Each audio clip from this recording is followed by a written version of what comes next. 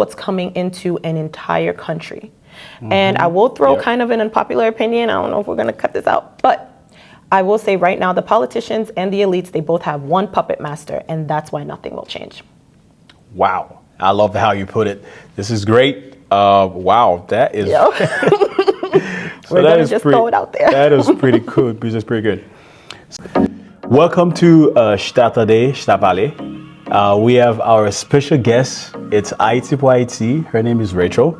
We are both passionate about Haiti and what it represents to us in the diaspora and also around the world. Without further ado, I will allow her to introduce herself. Okay. I am Shell for short, but Rachel for strangers, but Shell for short. And I'm representing Ayiti, like Marco said. It is a brand where we have things in Creole, everything is in Creole to represent the language. And it's a way to keep an ode and keep connected to the culture. As you said, I am someone who is very passionate about our culture, and it seems as though we are losing so much of it amongst the diaspora. So for me, my part that I'm dedicated to is keeping that connection, kind of taking the old school with the new school, blending it together. For the shop, it's functional pieces that you could use every day, but on my page, it's everything from stories to news that's going on and my take as to what's going on. Perfect.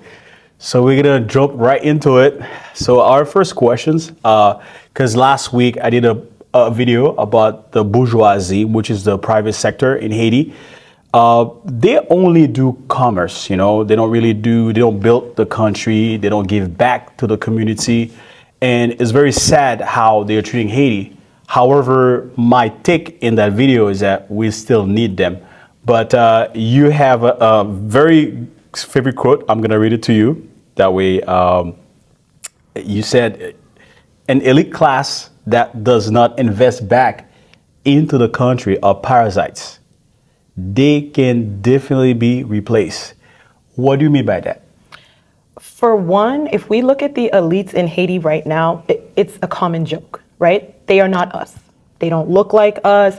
They don't blend in with us. They don't go to school with us. They don't participate in anything. So they are a class completely apart, right? They are not part of Haitian bloodline, if you will. These are people that have come in from different countries, have set up shop, and are loyal to their countries of birth, right? To their countries of bloodline. So what I mean when I say that they can be replaced, that is one thing where I feel like the Haitian diaspora that we need to slowly start creeping in. If we are going to have an elite class, and I kind of have a different take where I don't think an elite class is completely necessary. But if we do want to kind of bridge the gap for now, I do believe that's where the Haitian diaspora can come in. To be considered part of the elite class, even if, let's say, it's not the same bloodline, if you will, like the guys that are here, the bare minimum you could do is not just take. And that's all that they're doing. It's taking up resources. It's price gorging. So when there is a crisis in the country, a bottle of water that would cost $1 now costs $4. How does that help the community? They are not necessary. So again, I feel like this is where the diaspora can start creeping in as a collective. If we start banding together, start investing and doing what we need to do. And again, progressively, hopefully they will just leave or do what they need to do and exit. They are not necessary. So in your opinion, you believe that the diaspora will do better than what we have right now? I think the diaspora and the people on the island, like a collective mix. Because if we think about elites are just people with vision, right? They come into a space, they have a vision of how can I make money or how can I use the resources of the space to, for one, build my pocket. We all know they're businessmen, right? But for two, if we're thinking like people of the diaspora and the people on the island, we won't just have that mentality. It won't just be, build up our pockets. It will be, okay, well, what can we do for everyone to live well? What can we do to, build this entire community or this entire section? Right now, the elites, because they have no allegiance to the country, they have none.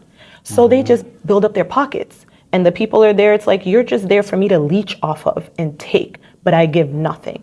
So that's what I mean when I say that. So what can the politicians in Haiti right now do to keep them accountable? Like, like you're saying, all they do is just keep put the pocket, they sell you the product, they put the prices however they want to adjust it.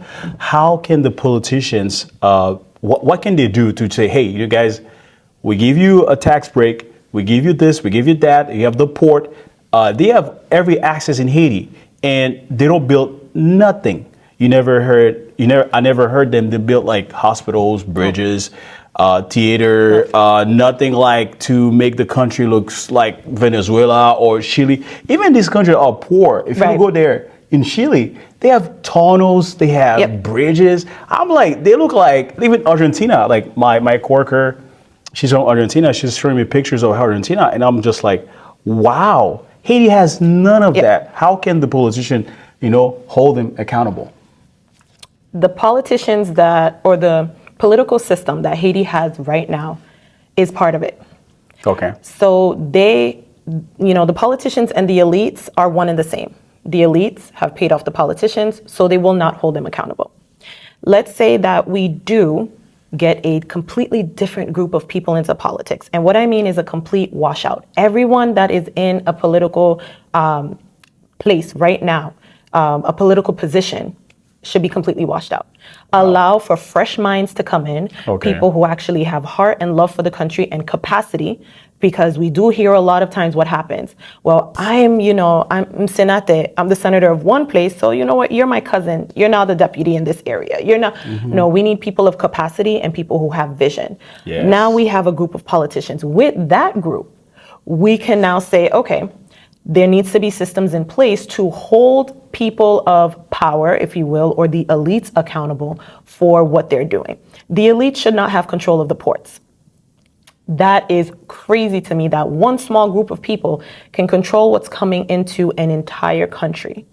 And I will throw kind of an unpopular opinion. I don't know if we're going to cut this out, but I will say right now, the politicians and the elites, they both have one puppet master, and that's why nothing will change. Wow. I love how you put it. This is great. Wow, that is. Yep. So we're going to just throw it out there. That is pretty cool. This is pretty good.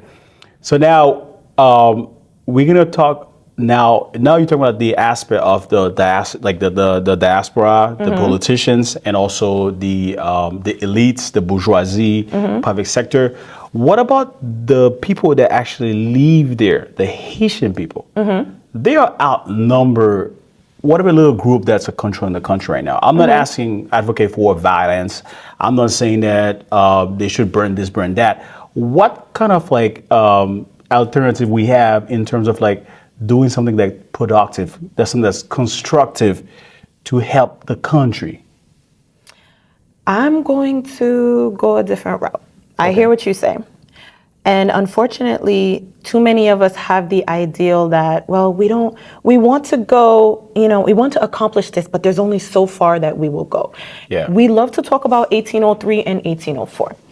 The point where they reached in 1803, or before that, when it came to the point where they decided that this is going to happen, we are going to free ourselves, that was a level of frustration I don't see amongst Haitians. That wasn't, I'm mad, I'm upset. Those are things, you have an argument with your boyfriend, your husband, and you're upset. Haitians have not reached the point where they are enraged. That is okay. We have come to believe that it's not okay to be ragefully angry and to also defend your life. You have the right to defend your life. Most of these people who you can imagine are sucking out millions of dollars from a country. They are not just going to go out and say, you know what, okay, we give up. There has to be an aspect of force, of organized force. Like I hear Boakale, that is a popular movement. But again, that is kind of, it's unorganized. And if we're talking about making a change, yes, there does need to be a push where people say, by any means necessary at this point, some people are going to have to go, not in the way that we think. And we're going to have to do this in an organized manner. But again, if we're going into that, we have to think about what the source is, because we are looking kind of broadly and vaguely at what's going on, right? We can see gangs and we see all these activities, but what's behind it? The true source behind it is all of the interference that happens through other countries. This is really, really key. America, Canada, European countries, France, for a big example, these countries need to be put out in a sense of their interference. We can deal with other places diplomatically, but thinking that we have friends and that we are ever going to go anywhere as long as people have their hands in the pot, it's not going to work. So those influences would have to be cut from the country as far as into our politics. Again, we can play diplomatically because it is a world and it's a geopolitical world scene. But at the same time, thinking Haiti has friends and America's gonna help or Canada's gonna help, we need to cut that. Cut aid, cut ties, get back to the people who love the country, create a new group of politicians from people who have the capacity, and then move forward and completely kick out the elites. We have a clear example, and I know this is again radical. Burkina Faso. We have a clear example. They said, we're not doing this anymore.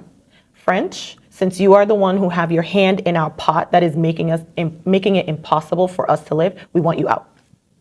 That was it. It wasn't violent, right? We didn't have a massive loss of lives, but it was an organized, determined group, and they made it happen. Ambassador, you are still here. You have this amount of time you need to leave. We're cutting ties until we can develop ourselves. So we have the examples here, guys. We just need to move forward. Perfect. I like the vision. I like your fire. I like your passion. Now the key question is how can we achieve that without disturbing the economy? Because we can have like a major economic crisis if the entire wealth is moving from Haiti to somewhere else. Because to be honest, we're still gonna need some type of dollar, some type of like economy. Like look at the U.S.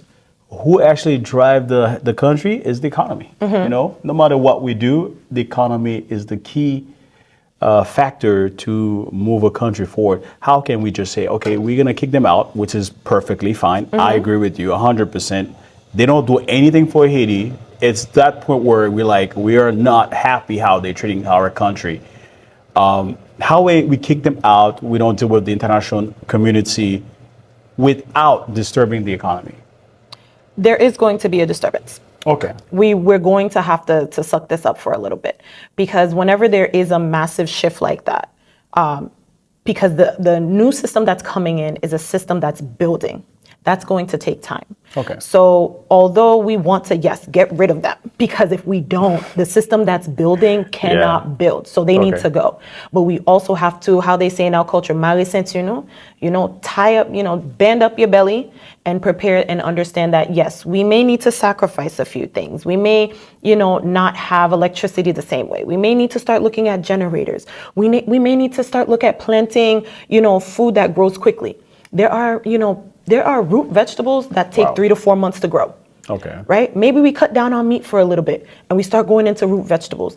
We're going to have to be able to take some sacrifices for that to move forward, with the expectation that we will take a hit. There will be a hit. Okay. The only thing is, the hit that we're taking, it's possible, right? I mean, these people don't invest anyway. A lot of Haitians are used to not having steady electricity or used to having steady things. Now it's just time to buckle down and say, you know what? If this is the country that we want to build, then we have to make sacrifices. Well, since you're talking about building, my next question is, when did we stop building? Because look at, since 2010, after the earthquake, our national palace is still a crumble. It's a disaster. How after 14 years, nobody, no minister, nobody's thinking about, let's actually rebuilding the national palace, the cathedral, the museum. When did Haiti, I remember there was a time like under Duvalier, like you can see that they were working on roads, bridges, not what we're doing right now, but something like more concrete. After you build it, you manage it, you keep it intact, When did we stop building? When Haitians felt that the diaspora became a crutch. When the diaspora became a crutch for Haitians on the island. What do you mean by that, like a crutch? Crutch meaning I have something to fall back on. So even if I don't do this, I'm going to eat. I don't have to, I don't have to go the extra mile and clean up the front space. Or if I do create a road within, driving into my home, who cares about the road on the street? as long as they have, that kind of that crutch, someone to lean back on, it's well, then we don't have to do this. And I've heard this a lot, unfortunately, where people will literally say, well, the diaspora could come in and rebuild. I've actually heard this. The diaspora can come in, we can come in and help. We have our job to do as well. And the diaspora a lot of us are working very, very, very, very hard. A lot of us are barely sleeping in our beds. Yeah. So there has to be a collective effort. But when the diaspora became the crutch for people on the island, it kind of seems more of like a hands off. Not just the diaspora, the idea that aid coming in from America as well. Yeah. As soon as we hear aid and we hear, organizations coming in, we're just like, oh, okay, well, they can take care of it. They're our friends now. And it's no. Whenever you're building, and we can take America as an example, anything that you've built, you have to maintain. Yes. There has to be systems in place. I can't just build the building and say, well, I'm not going to have a housekeeper. I'm not going to have someone come in and check electricity. I'm not going to have someone do fire drills. All of these things need to happen. We cannot lean back and think that someone outside of ourselves is going to build it for us. And I will also say, again, this may be an unpopular opinion. I am also going to say the more and more it seems that we delve ourselves only in religion, it seems like we become more asleep. It seems like we fall into a deeper slumber where we're just going to wait. If I don't make it here on this earth, well, you know what, there's somewhere else. And it's like, I get that resolve, but we need to kick that out of our mind or put it on the back burner and say, for right now, I have been given the gift of life. I've been given the gift of the space where I live. I need to do everything in my power to not only defend the life that I've been given, but to also make the space that I'm in as clean, as functionable as possible. Not looking to Shita Tande, Shita Pale and saying, oh, you're going to come and do this for me. No, if I want this done, I'm going to come. And another example we can see that is Wanamet. What happened? A group said, you know what? We're going to do the canal. And what happened? Other people came in. People came in from all over the country. People came in from outside of the country to help. But if that group didn't start and say that we're going to do it, the idea would have just vanished and we wouldn't have what we have now, which is that beautiful canal at Wanamet. Wow, well put. Very, very well put. Now, I have another questions about innovations, technology, inventions. Like right now, we have Elon Musk, not just helping the environment, the planet. Elon Musk has cars like Tesla, has SpaceX. Now, he's landing rockets. It's just like they are moving so fast with technology. But then again, when you look at Haiti, you see the same bouette, the same camionette that I saw since the 80s. Like, is there anybody thinking for Haitians, like, hey, you know what? Let's build them a little stylish. Let's build them more modern. Can we have someone like Elon Musk? Right now, the last thing I heard, he's building a tunnel from Los Angeles to Las Vegas. It's a super fast tunnel. You put your car, bring you to Las Vegas in less than 30 minutes. It's a 3-hour drive, but something that's super fast. I can fact check that. But can we have somebody like Elon Musk? We can, but in the current environment, no. The current environment would completely have to change for that to happen. Now, Elon Musk is not my favorite person. Because we all know where that money came from. Okay, we're talking about apartheid money, and it's not pretty. For us to get to that point, for one, I would like for it to be someone who got that money cleanly. I do feel as a community, we can build ourselves up. If we look at Black Wall Street, which is a big problem amongst us as far as supporting each other and what we do financially. The Black Panther movement, when things were happening, it was Black businesses that were funding. When we want things to happen in our country, we also have to keep our finances within our community. When we think of Black Wall Street, the money moved within the community 50 plus times before it exited the community. That's key. Right now, our money comes in and it comes out to every single community except for ours. So we have to build our visionaries because they exist. There are so many talented people, but they lack the resources. And we all know to get to that place, if you don't have some kind of like generational wealth that came in, or in Musk's case, apartheid money, apartheid All money. right. But if we don't have that, and many of us don't, because of everything that has happened, because of the transatlantic slave trade, because of all the oppressive systems that have been put into place, we don't have that. So what we do have is each other. And so we can build that person. When we see someone who has a vision and who's creating something, we can invest as a community, even if it's $1, $2. 10 of us give $1, that's $10 Exactly. that project didn't have. So Yeah. there needs to be a shift in mindset where it's not, oh, well, someone else will support them, or I don't have it right now. Put a few quarters away at a time, even if it's $1 a month. We can dedicate to a Black business, right? Or a Haitian business when we're talking about us right now in building of Haiti. If we say we're going to take $1, put $1 away a week, Yeah. put $2 away a week, and at the end of the month, I'm going to buy something, even if it's something small from a Haitian business, and we can keep that rotating. All of us do that at once. There's millions of us amongst the diaspora, millions on the island. Imagine how that could help. We can build our own visionaries, and then these visionaries will not only have this beautiful vision and love for the country, but they won't be bought and tied. So they will have no allegiance to someone else saying, well, no, don't do this for your country. We're the ones that invested into you. So they know that they have an allegiance to the community and to the people. Then we won't have the problem that we see right now with our politicians that are being bought for, a little bit of cars and houses and illusion of power. Oh my goodness, well put. I got a lot to say. Well put. So it was really, really nice. I'm very happy to have you. It's been a long time coming that Yes. we wanted to collaborate. I hope it's not the last time. Yes, it won't be the last.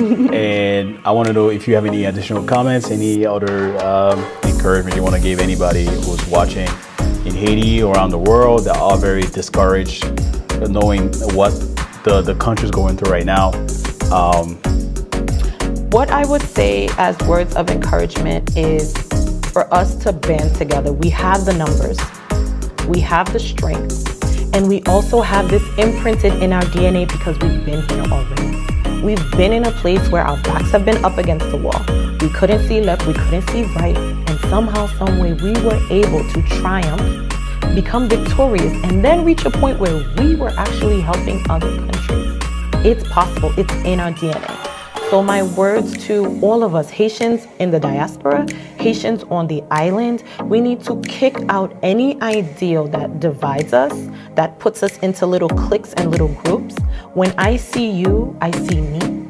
I see a reflection of myself. And if we can get to that point as a collective, we will band together, because now instead of me seeing Marco as you are a separate entity, I will see him as a part of my family, and now we can move forward. And I hope that for each and every one of us, we can see the country of our, the one that is in our mind, the vision that we have for Haiti. It's so possible. It's like right here. It's right there. We can grab it, but we have to do the work. We can't expect anyone else to do it for us. Well, thank you again. It was really fun, really nice having you. So I want to say if you want to follow her, check her page. She's a good advocate for Haiti, very passionate, very loving about what she does. I really admire your work. Thank so you. that's why I have you today. It was really fun. I'm very happy. Don't forget to follow her. Also, if you like this video, make sure you give it a thumbs up, share it, and also subscribe to our channel. Thank you. God bless you. Peace.